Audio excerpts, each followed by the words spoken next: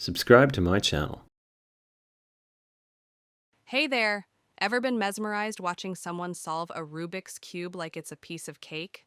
Well, today, I'm going to turn you into that person. Welcome to your channel name, and this is the best beginner's guide to solving a Rubik's Cube. Let's dive in. Section 1.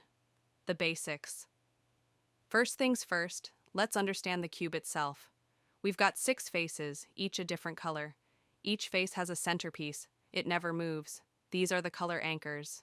The edge pieces have 2 colors, and the corners have 3 colors. Knowing this helps us understand the positions and notations. U, up D, down L, left R, right F, front B, back. Clockwise is just the letter. Counterclockwise is marked with an apostrophe. For example, R means turn the right face clockwise, while R prime means counterclockwise. Section 2. Solve the white cross. To kick things off, we solve the white cross. Find the white center and bring edge pieces with white to it. Remember, match the side color of the edge too. Here's a quick sequence. If a white edge is in the bottom, bring it up. If it's in the middle layer, turn it to the bottom first. Repeat until you have a white cross. Section 3. Solve the first layer. Corners.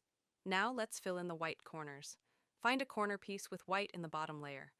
Position it under its correct spot and use this sequence. RD repeat until the white sticker is on top. Section 4. Solving the second layer. For the second layer, we need to move the edge pieces without yellow. Find an edge in the top layer, match its color to the center, and move